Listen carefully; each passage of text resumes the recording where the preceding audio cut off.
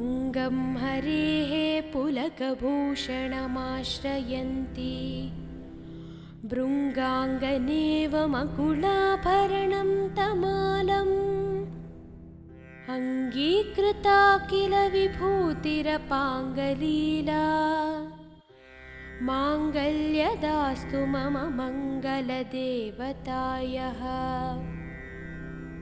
मुक्ता मुहुर्विदधती वदने मुरारेः प्रेमत्रपा प्रणिहितानि गतागतानि मालादृशोर्मधुकरीव महोत्पलेया सा मे श्रियं दिशतु सागरसम्भवायाः विश्वामरेन्द्रपदविप्रमदानदक्षम् आनन्दहेतुरधिकं मुरविद्विषोऽपि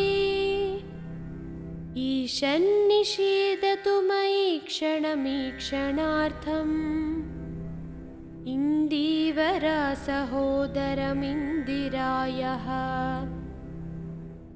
आमीलिताक्षमधिगम्य मुदा मुकुन्दम् आनन्दकन्दमनिमेषमनङ्गतन्त्रम्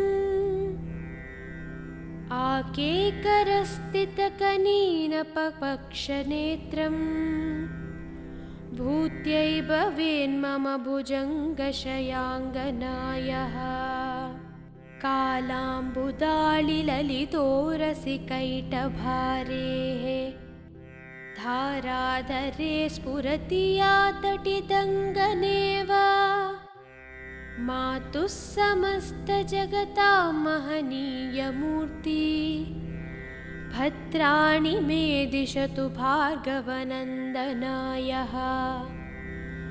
बाह्वन्तरे मुरजितः श्रितकौस्तुभेया हारावळीव हरिनीलमयी विभाति कामप्रदा भगवतोऽपि कटाक्षमाला कल्याणमावहतु मे कमलालयायः प्राप्तं पदं प्रथमतः खलु यत्प्रभावात् माङ्गल्यभाजि मधुमाथिनि मन्मथेन मायापतेत्तदिह मन्दरमीक्षणार्थम् मन्दालसं च मकरालय कन्यकायः दद्यादयानुपवनो द्रविणाम्बुधाराम् अस्मिन्न किञ्चन विहङ्गशिशौ विषण्णे दुष्कर्म घर्ममपनीय चिराय दूरम् नारायणप्रणयिनी नयनाम्बुवाहः इष्टाविशिष्टमतयोऽपि यया दयार्द्रा दुष्ट्या त्रिविष्टपदं सुलभं भजन्ते दृष्टिः प्रहृष्टकमलोदरदीप्तिरिष्टां पुष्टिं कृषीष्ट मम पुष्करवीष्टरायः गीर्देवतेति गरुडध्वजसुन्दरीति शाकम्भरीति शशिशेखरवल्लभेति सृष्टिस्थितिप्रलयकेलिषु संस्थिताय तस्मै नमस्त्रिभुवनैकगुरोस्तुरण्यैः श्रुत्यै नमोऽस्तु शुभकर्मफलप्रसूत्यै रत्यै नमोऽस्तु रमणीयगुणार्णवायै शक्त्यै नमोऽस्तु शतपत्रनिकेतनायै पुष्टै नमोऽस्तु पुरुषोत्तमवल्लभायै नमोऽस्तु नाळीकनिभासनायै नमोऽस्तु दुग्धोदधिजन्मभूम्यै नमोऽस्तु सोमामृतसोदरायै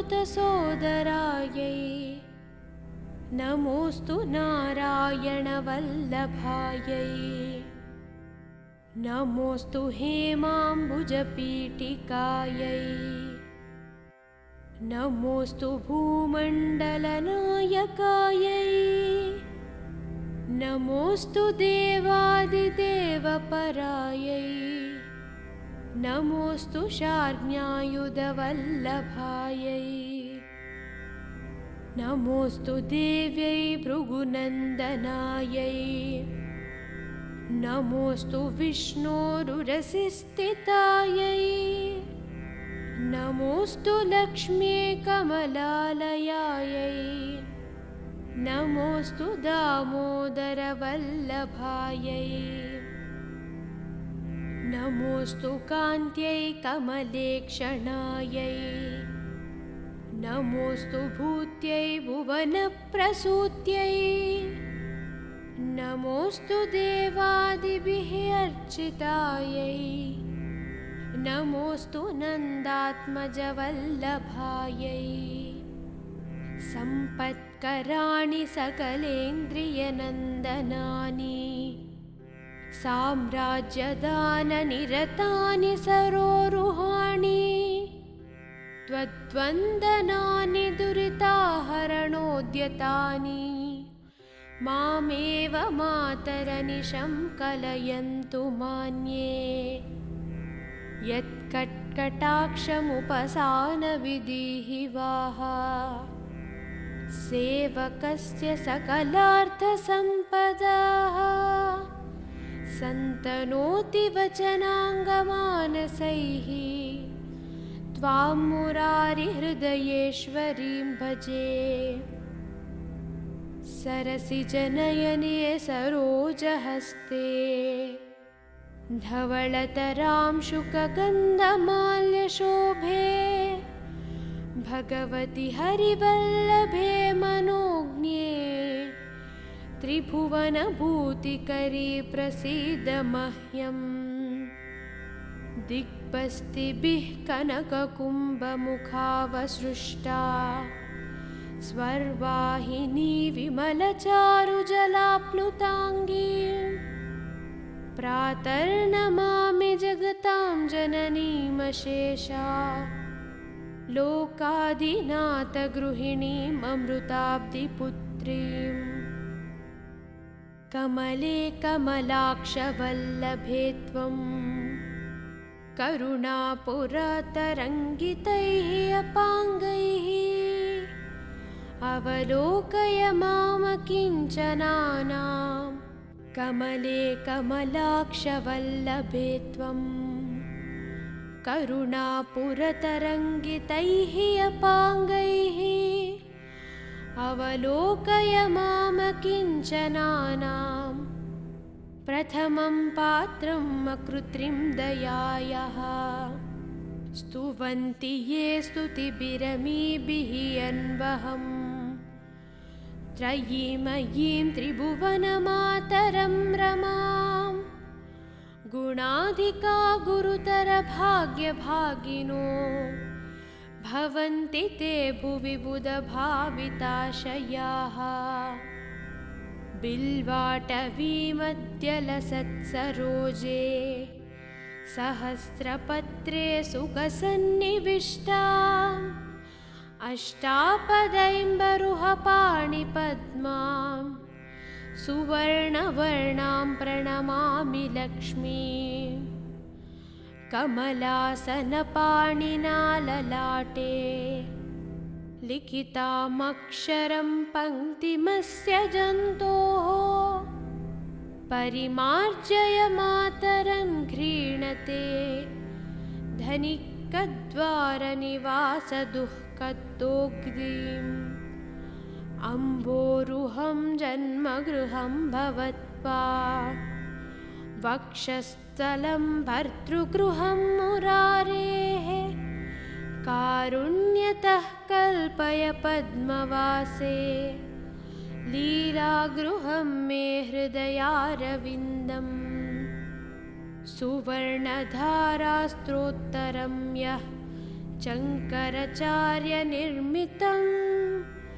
त्रिसन्ध्यं यः पठेन्नित्यं स कुबेरसमो भवेत्।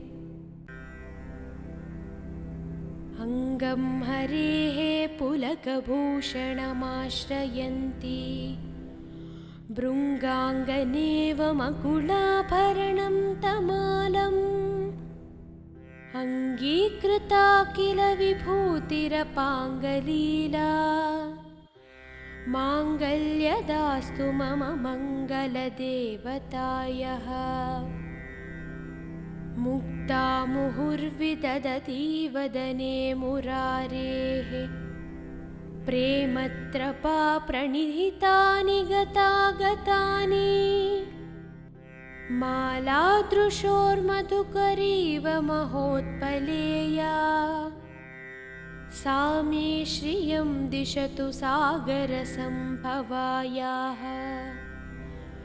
विश्वामरेन्द्रपदविप्रमदानदक्षम् आनन्दहेतुरधिकं मुरविद्विषोऽपि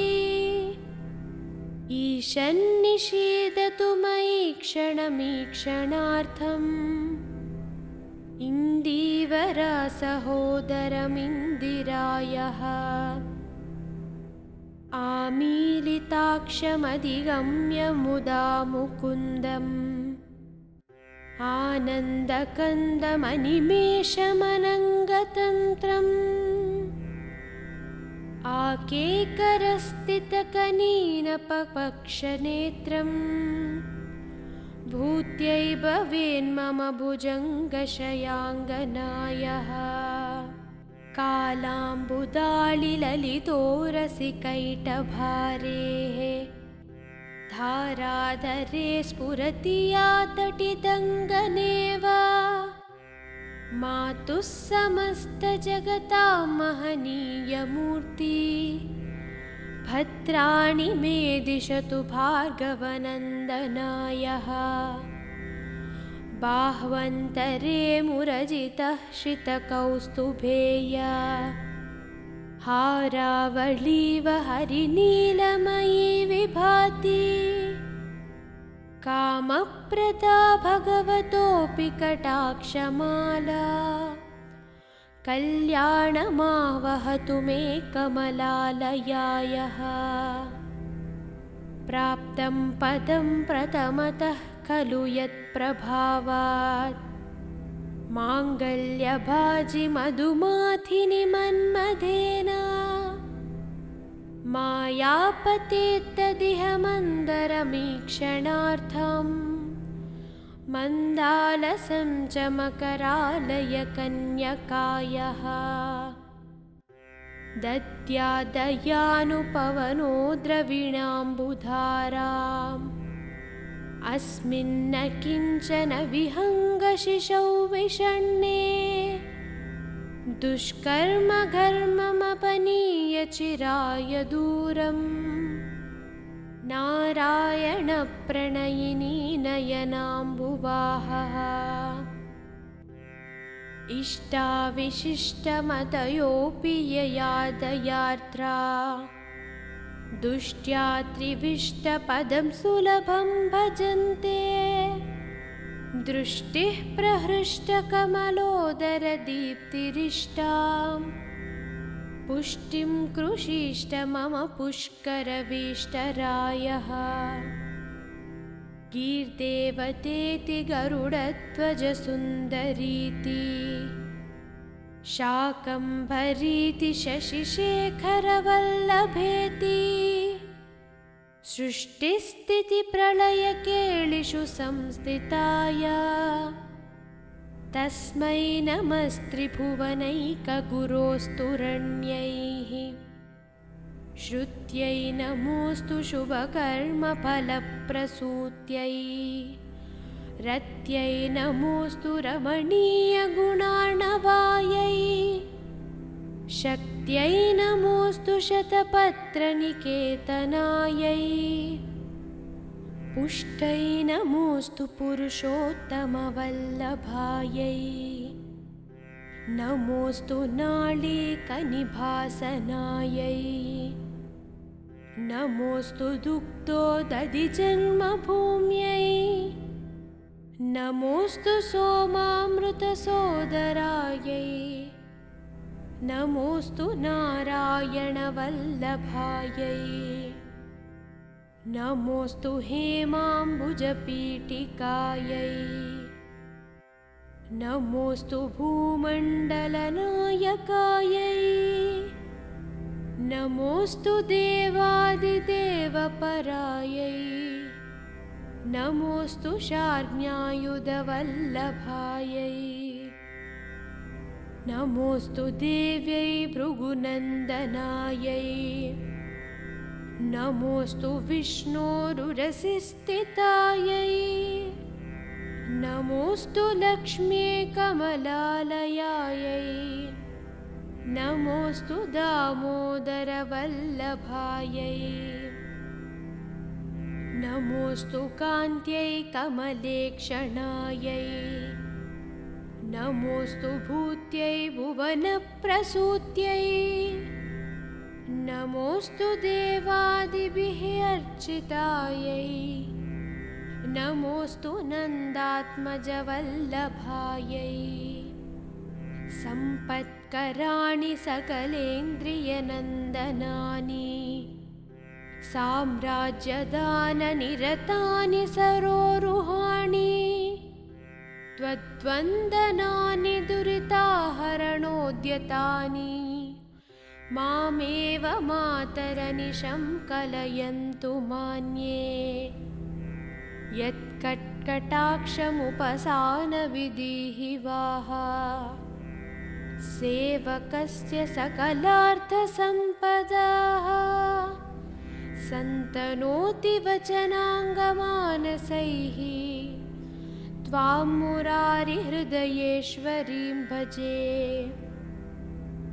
सरसिजनयने सरोजहस्ते धवळतरां शुकगन्धमाल्यशोभे भगवति हरिवल्लभे मनोज्ञे त्रिभुवनभूतिकरी प्रसीद मह्यम् दिग्बस्तिभिः कनककुम्भमुखावसृष्टा स्वर्वाहिनी विमलचारुजलाप्लुताङ्गी प्रातर्नमामि जगतां जननीमशेषा लोकाधिनाथगृहिणीममृताब्धिपुत्रीम् कमले कमलाक्षवल्लभे त्वं करुणापुरतरङ्गितैः अपाङ्गैः अवलोकय मामकिञ्चनानां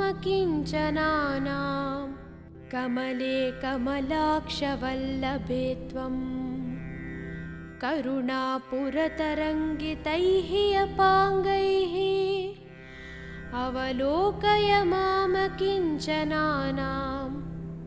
प्रथमं पात्रम् अकृत्रिं दयायाः स्तुवन्ति ये स्तुतिभिरमीभिः अन्वहम् त्रयीमयीं त्रिभुवनमातरं रमां गुणाधिका गुरुतरभाग्यभागिनो भवन्ति ते भुवि बुधभाविताशयाः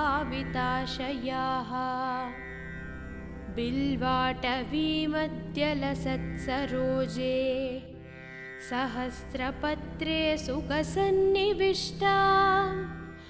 अष्टापदैम्बरुहपाणिपद्मां सुवर्णवर्णां प्रणमामि लक्ष्मीं कमलासनपाणिना ललाटे लिखितामक्षरं पङ्क्तिमस्य जन्तोः परिमार्जय मातरं घ्रीणते धनिकद्वारनिवासदुःखदोग्धिम् अम्भोरुहं जन्मगृहं भवत्वा वक्षस्थलं भर्तृगृहं मुरारेः कारुण्यतः कल्पय पद्मवासे लीलागृहं मे हृदयारविन्दम् सुवर्णधारास्त्रोत्तरं यः शङ्कराचार्यनिर्मितं त्रिसन्ध्यं यः पठेन्नित्यं स कुबेरसमो भवेत्। अङ्गं हरेः पुलकभूषणमाश्रयन्ती भृङ्गाङ्गनेव मकुलाभरणं तमालम् अङ्गीकृता किल विभूतिरपाङ्गलीला माङ्गल्यदास्तु मम मङ्गलदेवतायः। मुक्ता मुहुर्विदधती वदने मुरारेः प्रेमत्रपा प्रणिहितानि गतागतानि मालादृशोर्मधुकरीव महोत्पलेया सा मे श्रियं दिशतु सागरसम्भवायाः। विश्वामरेन्द्रपदविप्रमदानदक्षम् आनन्दहेतुरधिकं मुरविद्वेषोऽपि ईशन्निषेधतु मयि क्षणमीक्षणार्थम् इन्दीवरसहोदरमिन्दिरायः। आमीलिताक्षमधिगम्य मुदा मुकुन्दम् आनन्दकन्दमनिमेषमनङ्गतन्त्रम् आकेकरस्थितकनीनपपक्षनेत्रम् भूत्यै भवेन्मम भुजङ्गशयाङ्गनायः। कालाम्बुदाळिललितोरसिकैटभारेः धाराधरे स्फुरति या तटिदङ्गनेव मातुः समस्तजगतां महनीयमूर्ति भद्राणि मे दिशतु भार्गवनन्दनायः। बाह्वन्तरे मुरजितः श्रितकौस्तुभेया हारावळीव हरिनीलमयी विभाति कामप्रदा भगवतोऽपि कटाक्षमाला कल्याणमावहतु मे कमलालयायः। प्राप्तं पदं प्रथमतः खलु यत्प्रभावात् माङ्गल्यभाजि मधुमाथिनि मन्मथेन मायापतेत्तदिह मन्दरमीक्षणार्थम् मन्दालसं च मकरालय कन्यकायः। दद्यादयानुपवनो द्रविणाम्बुधाराम् अस्मिन्न किञ्चन विहङ्गशिशौ विषण्णे दुष्कर्मघर्ममपनीय चिराय दूरम् नारायणप्रणयिनी नयनाम्बुवाहः। इष्टाविशिष्टमतयोऽपि यया दयार्द्रा दुष्ट्या त्रिविष्टपदं सुलभं भजन्ते दृष्टिः प्रहृष्टकमलोदरदीप्तिरिष्टां पुष्टिं कृषीष्ट मम पुष्करवीष्टरायः। गीर्देवतेति गरुडध्वजसुन्दरीति शाकम्भरीति शशिशेखरवल्लभेति सृष्टिस्थितिप्रलयकेलिषु संस्थिताय तस्मै नमस्त्रिभुवनैकगुरोस्तुरण्यैः। श्रुत्यै नमोऽस्तु शुभकर्मफलप्रसूत्यै रत्यै नमोऽस्तु रमणीयगुणार्णवायै शक्त्यै नमोऽस्तु शतपत्रनिकेतनायै पुष्टै नमोऽस्तु पुरुषोत्तमवल्लभायै नमोऽस्तु नाळीकनिभासनायै नमोऽस्तु दुग्धोदधिजन्मभूम्यै नमोऽस्तु सोमामृतसोदरायै नमोऽस्तु नारायणवल्लभायै नमोऽस्तु हेमाम्बुजपीठिकायै नमोऽस्तु भूमण्डलनायकायै नमोऽस्तु देवादिदेवपरायै नमोऽस्तु शार्ङ्ग्यायुधवल्लभायै नमोऽस्तु देव्यै भृगुनन्दनायै नमोऽस्तु विष्णोरुरसिस्थितायै नमोऽस्तु लक्ष्म्यै कमलालयायै नमोऽस्तु दामोदरवल्लभायै नमोऽस्तु कान्त्यै कमलेक्षणायै नमोऽस्तु भूत्यै भुवनप्रसूत्यै नमोऽस्तु देवादिभिः अर्चितायै नमोऽस्तु नन्दात्मजवल्लभायै सम्पत्कराणि सकलेन्द्रियनन्दनानि साम्राज्यदाननिरतानि सरोरुहाणि त्वद्वन्दनानि दुरिताहरणोद्यतानि मामेव मातरनिशं कलयन्तु मान्ये यत्कट्कटाक्षमुपसानविधिः वाह सेवकस्य सकलार्थसम्पदाः सन्तनोति वचनाङ्गमानसैः त्वां मुरारिहृदयेश्वरीं भजे सरसिजनयने सरोजहस्ते धवळतरां शुकगन्धमाल्यशोभे भगवति हरिवल्लभे मनोज्ञे त्रिभुवनभूतिकरी प्रसीद मह्यम् दिग्बस्तिभिः कनककुम्भमुखावसृष्टा स्वर्वाहिनी विमलचारुजलाप्लुताङ्गी प्रातर्नमामि जगतां जननीमशेषा लोकाधिनाथगृहिणीममृताब्धिपुत्रीम् कमले कमलाक्षवल्लभे त्वं करुणापुरतरङ्गितैः अपाङ्गैः अवलोकय मामकिञ्चनानां कमले कमलाक्षवल्लभे त्वं करुणापुरतरङ्गितैः अपाङ्गैः अवलोकय मामकिञ्चनानां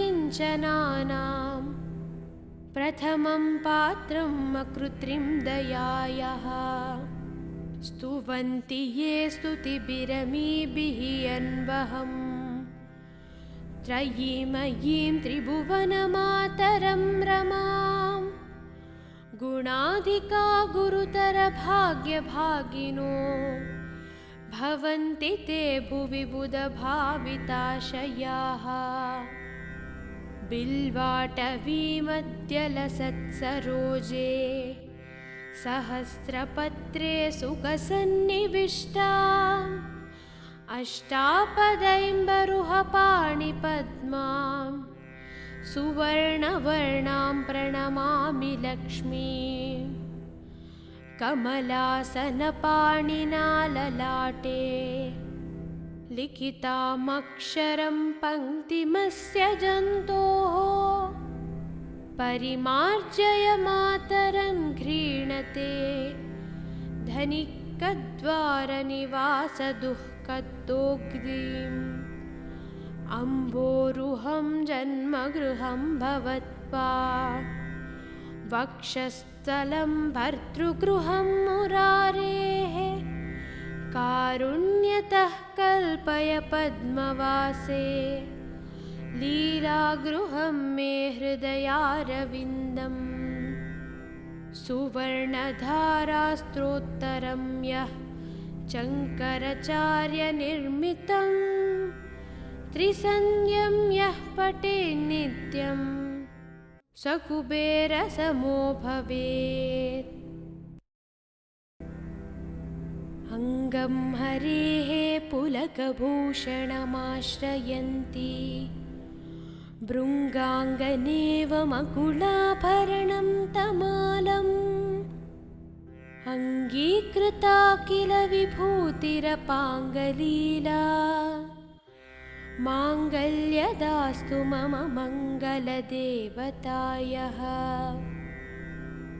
मुक्ता मुहुर्विदधती वदने मुरारेः प्रेमत्रपा प्रणिहितानि गतागतानि मालादृशोर्मधुकरीव महोत्पलेया सा मे श्रियं दिशतु सागरसम्भवायाः।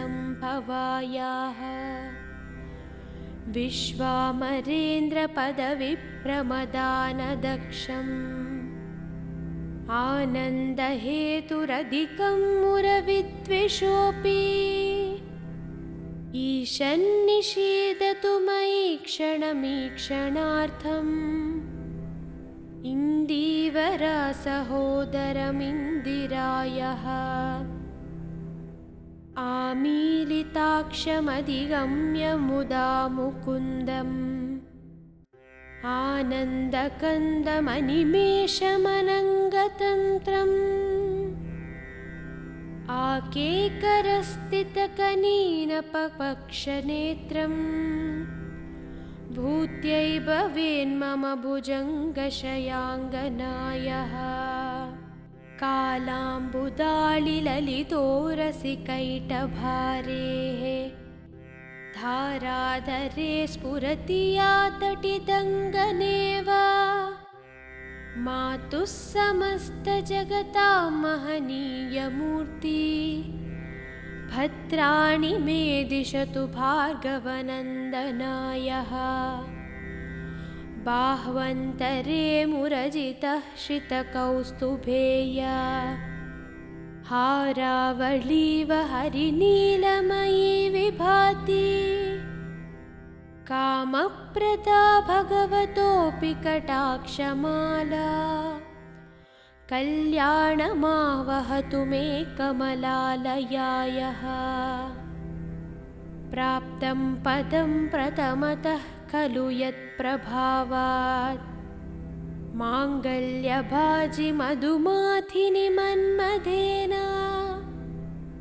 मायापतेत्तदिह मन्दरमीक्षणार्थम् मन्दालसं च मकरालयकन्यकायः। दद्यादयानुपवनो द्रविणाम्बुधाराम्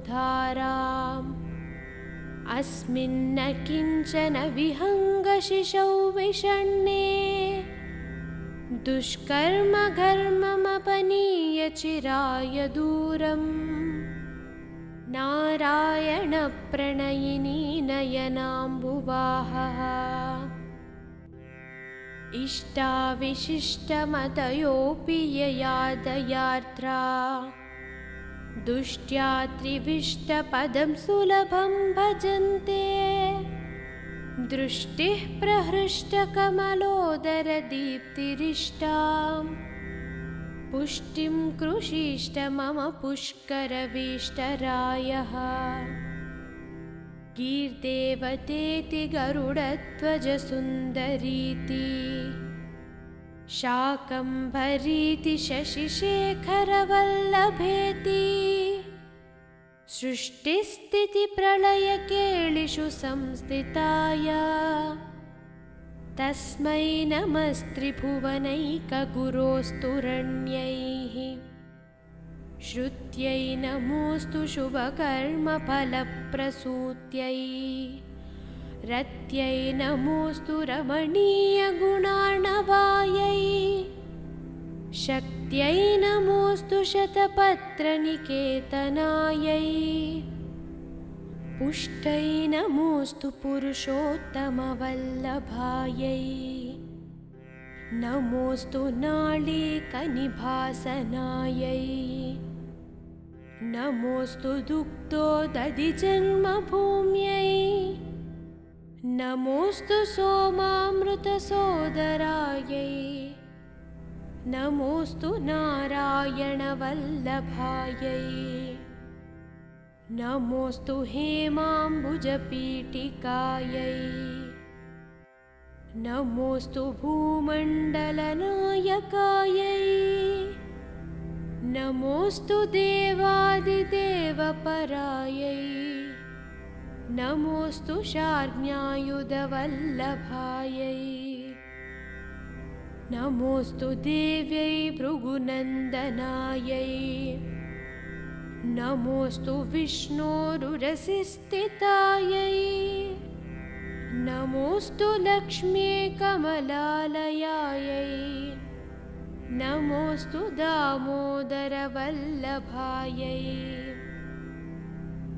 नमोऽस्तु कान्त्यै कमलेक्षणायै नमोऽस्तु भूत्यै भुवनप्रसूत्यै नमोऽस्तु देवादिभिः अर्चितायै नमोऽस्तु नन्दात्मजवल्लभायै सम्पत्कराणि सकलेन्द्रियनन्दनानि साम्राज्यदाननिरतानि सरोरुहाणि त्वद्वन्दनानि दुरिताहरणोद्यतानि मामेव मातरनिशं कलयन्तु मान्ये यत्कट्कटाक्षमुपसानविधिः वाह सेवकस्य सकलार्थसम्पदाः सन्तनोति वचनाङ्गमानसैः त्वां मुरारिहृदयेश्वरीं भजे सरसिजनयने सरोजहस्ते धवळतरां शुकगन्धमाल्यशोभे भगवति हरिवल्लभे मनोज्ञे त्रिभुवनभूतिकरी प्रसीद मह्यम् दिग्बस्तिभिः कनककुम्भमुखावसृष्टा स्वर्वाहिनी विमलचारुजलाप्लुताङ्गी प्रातर्नमामि जगतां जननीमशेषा लोकादिनाथगृहिणीममृताब्धिपुत्रीम् कमले कमलाक्षवल्लभे त्वं करुणापुरतरङ्गितैः अपाङ्गैः अवलोकय मामकिञ्चनानां कमले कमलाक्षवल्लभे त्वं करुणापुरतरङ्गितैः अपाङ्गैः अवलोकय मामकिञ्चनानां प्रथमं पात्रं अकृत्रिं दयायाः स्तुवन्ति ये स्तुतिभिरमीभिः अन्वहम् त्रयीमयीं त्रिभुवनमातरं रमां गुणाधिका गुरुतरभाग्यभागिनो भवन्ति ते भुवि बुधभाविताशयाः बिल्वाटवीमद्यलसत्सरोजे सहस्रपत्रे सुखसन्निविष्टाम् अष्टापदैम्बरुहपाणिपद्मां सुवर्णवर्णां प्रणमामि लक्ष्मीं कमलासनपाणिना ललाटे लिखितामक्षरं पङ्क्तिमस्य जन्तोः परिमार्जय मातरं घ्रीणते धनिक कद्वारनिवासदुःखदोग्रीम् अम्बोरुहं जन्मगृहं भवत्वा वक्षस्थलं भर्तृगृहं मुरारेः कारुण्यतः कल्पय पद्मवासे लीलागृहं मे हृदयारविन्दम् सुवर्णधारास्त्रोत्तरं यः शङ्कराचार्यनिर्मितं त्रिसन्ध्यं यः पठेन्नित्यं स कुबेरसमो भवेत्। अङ्गं हरेः पुलकभूषणमाश्रयन्ती भृङ्गाङ्गनेव मकुलाभरणं तमालम् अङ्गीकृता किल विभूतिरपाङ्गलीला माङ्गल्यदास्तु मम मङ्गलदेवतायः। मुक्ता मुहुर्विदधती वदने मुरारेः प्रेमत्रपा प्रणिहितानि गतागतानि मालादृशोर्मधुकरीव महोत्पलेया सा मे श्रियं दिशतु सागरसम्भवायाः।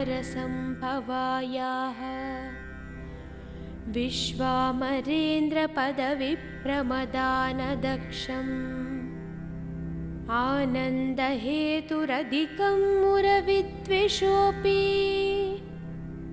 ईशन्निषीदतु मयि क्षणमीक्षणार्थम् इन्दीवरसहोदरमिन्दिरायः। आमीलिताक्षमधिगम्य मुदा मुकुन्दम् आनन्दकन्दमनिमेषमनङ्गतन्त्रम् आकेकरस्थितकनीनपपक्षनेत्रम् भूत्यै भवेन्मम भुजङ्गशयाङ्गनायः। कालाम्बुदाळिललितोरसिकैटभारेः धाराधरे स्फुरति या तटिदङ्गनेव मातुः समस्तजगतां महनीयमूर्ति भद्राणि मे दिशतु भार्गवनन्दनायः। बाह्वन्तरे मुरजितः श्रितकौस्तुभेया हारावळीव हरिनीलमयी विभाति कामप्रदा भगवतोऽपि कटाक्षमाला कल्याणमावहतु मे कमलालयायः। प्राप्तं पदं प्रथमतः खलु यत्प्रभावात् माङ्गल्यभाजि मधुमाथिनि मन्मथेन मायापतेत्तदिह मन्दरमीक्षणार्थम् मन्दालसं च मकरालयकन्यकायः। दद्यादयानुपवनो द्रविणाम्बुधाराम् अस्मिन्न किञ्चन विहङ्गशिशौ विषण्णे दुष्कर्मघर्ममपनीय चिराय दूरम् नारायणप्रणयिनी नयनाम्बुवाहः।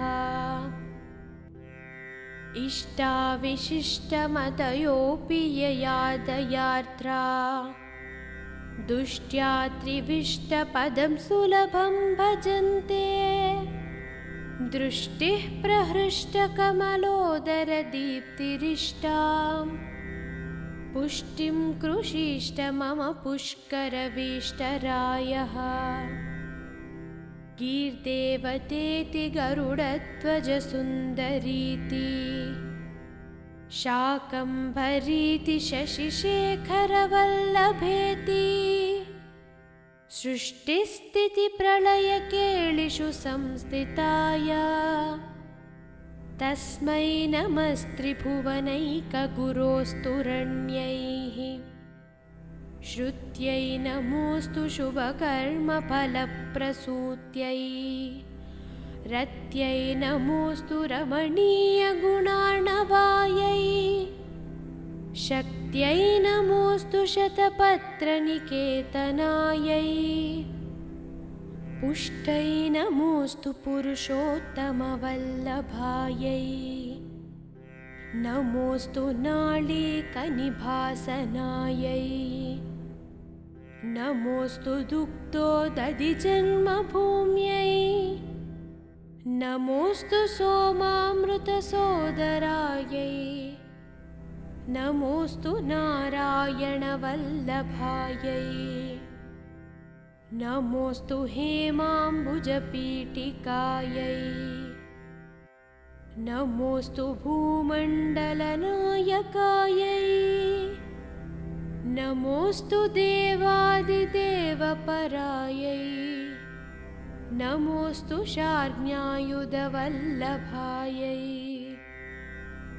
नमोऽस्तु देव्यै भृगुनन्दनायै नमोऽस्तु विष्णोरुरसिस्थितायै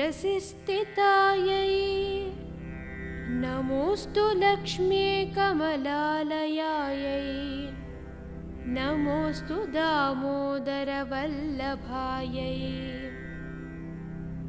नमोऽस्तु कान्त्यै कमलेक्षणायै नमोऽस्तु भूत्यै भुवनप्रसूत्यै नमोऽस्तु देवादिभिः अर्चितायै नमोऽस्तु नन्दात्मजवल्लभायै सम्पत्कराणि सकलेन्द्रियनन्दनानि साम्राज्यदाननिरतानि सरोरुहाणि त्वद्वन्दनानि दुरिताहरणोद्यतानि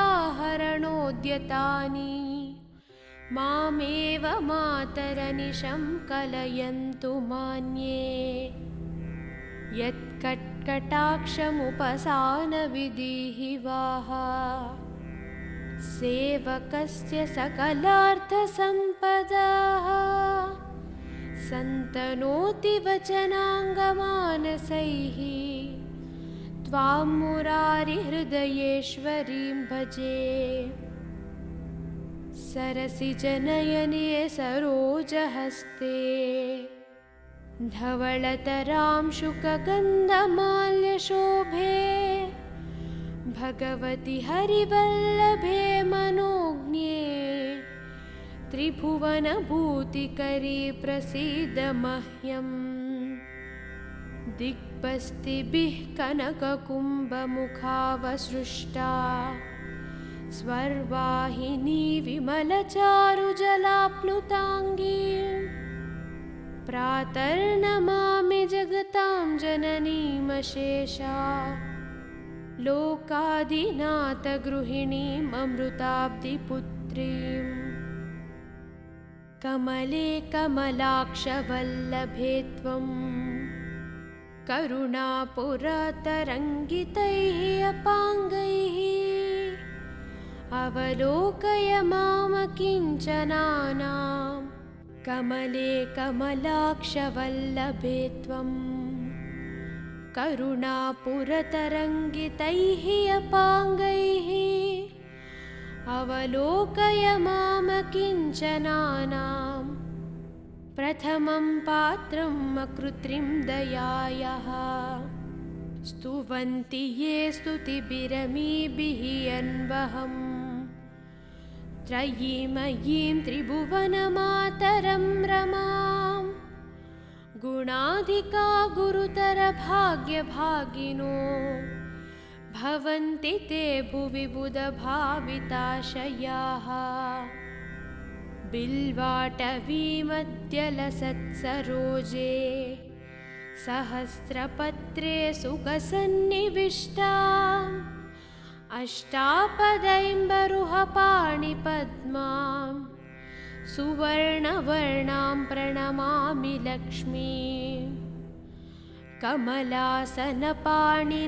ललाटे लिखितामक्षरं पङ्क्तिमस्य जन्तोः परिमार्जय मातरं घ्रीणते धनिकद्वारनिवासदुःखदोग्रीम् अम्भोरुहं जन्मगृहं भवत्वा वक्षस्थलं भर्तृगृहं मुरारेः कारुण्यतः कल्पय पद्मवासे लीलागृहं मे हृदयारविन्दम् सुवर्णधारास्त्रोत्तरं यः शङ्कराचार्यनिर्मितं त्रिसन्ध्यं यः पठेन्नित्यं स कुबेरसमो भवेत्।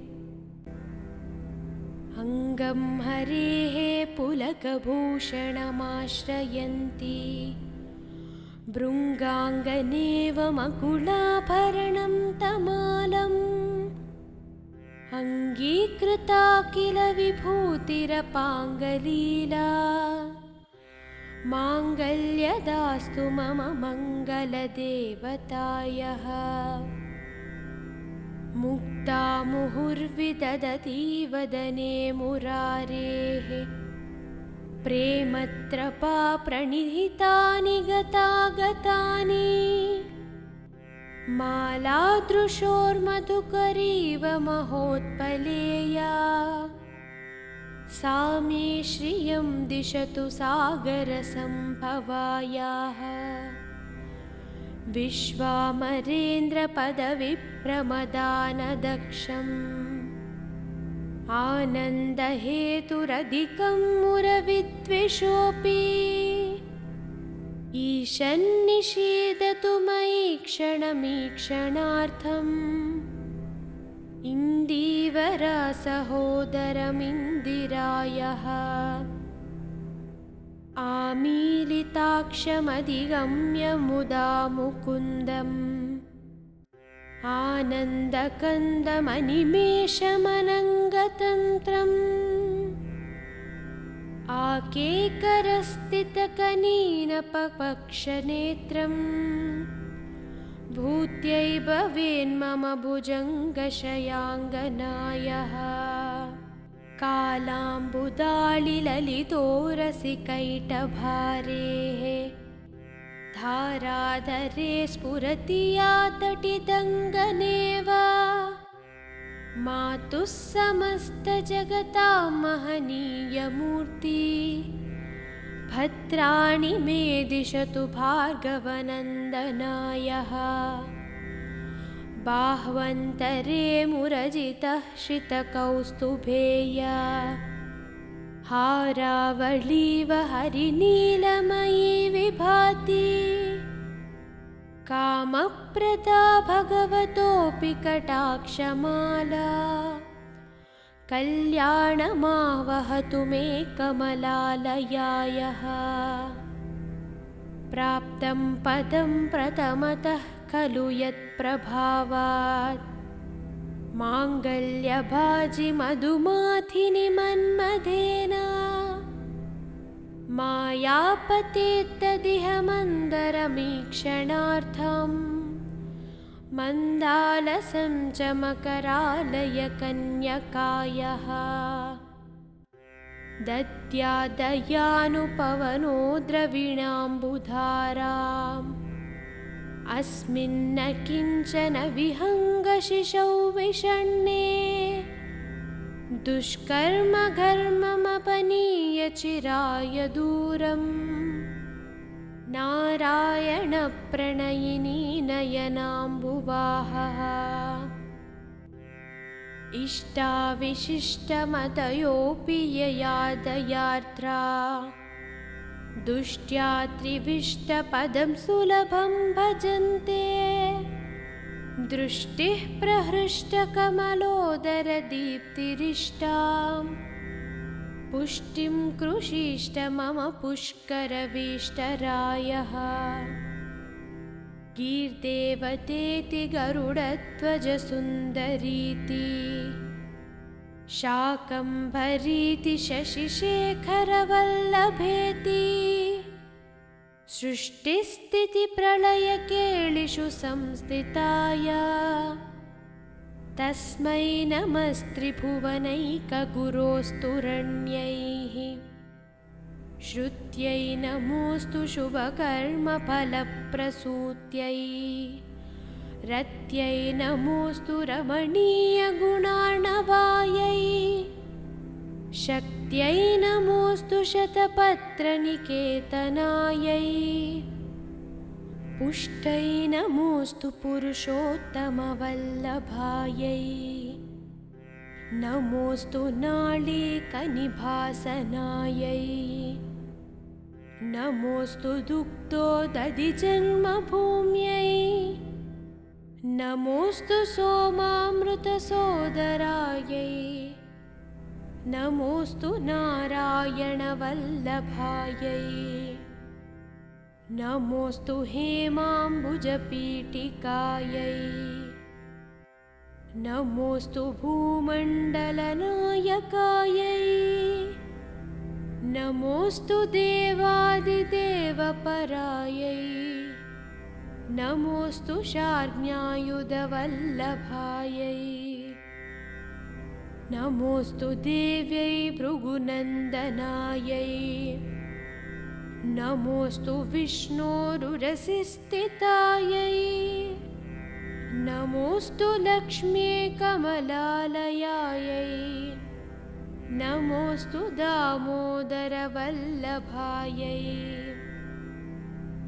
नमोऽस्तु कान्त्यै कमलेक्षणायै नमोऽस्तु भूत्यै भुवनप्रसूत्यै नमोऽस्तु देवादिभिः अर्चितायै नमोऽस्तु नन्दात्मजवल्लभायै सम्पत्कराणि सकलेन्द्रियनन्दनानि साम्राज्यदाननिरतानि सरोरुहाणि त्वद्वन्दनानि दुरिताहरणोद्यतानि मामेव मातरनिशं कलयन्तु मान्ये यत्कट्कटाक्षमुपसानविधिः वाह सेवकस्य सकलार्थसम्पदाः सन्तनोति वचनाङ्गमानसैः त्वां मुरारिहृदयेश्वरीं भजे सरसिजनयने सरोजहस्ते धवळतरां शुकगन्धमाल्यशोभे भगवति हरिवल्लभे मनोज्ञे त्रिभुवनभूतिकरी प्रसीद मह्यम् दिग्बस्तिभिः कनककुम्भमुखावसृष्टा स्वर्वाहिनी विमलचारुजलाप्लुताङ्गी प्रातर्नमामि जगतां जननीमशेषा लोकादिनाथगृहिणीममृताब्धिपुत्रीम् कमले कमलाक्षवल्लभे त्वं करुणापुरतरङ्गितैः अपाङ्गैः अवलोकय मामकिञ्चनानां कमले कमलाक्षवल्लभे त्वं करुणापुरतरङ्गितैः अपाङ्गैः अवलोकय मामकिञ्चनानां प्रथमं पात्रं अकृत्रिं दयायाः स्तुवन्ति ये स्तुतिभिरमीभिः अन्वहम् त्रयीमयीं त्रिभुवनमातरं रमां गुणाधिका गुरुतरभाग्यभागिनो भवन्ति ते भुवि बुधभाविताशयाः बिल्वाटवीमद्यलसत्सरोजे सहस्रपत्रे सुखसन्निविष्टा अष्टापदैम्बरुह पाणिपद्मां सुवर्णवर्णां प्रणमामि लक्ष्मीं कमलासनपाणिना ललाटे लिखितामक्षरं पङ्क्तिमस्य जन्तोः परिमार्जय मातरं घ्रीणते धनिकद्वारनिवासदुःखदोग्रीम् अम्भोरुहं जन्मगृहं भवत्वा वक्षस्थलं भर्तृगृहं मुरारेः कारुण्यतः कल्पय पद्मवासे लीलागृहं मे हृदयारविन्दम् सुवर्णधारास्त्रोत्तरं यः शङ्कराचार्यनिर्मितं त्रिसन्ध्यं यः पठेन्नित्यं स कुबेरसमो भवेत्।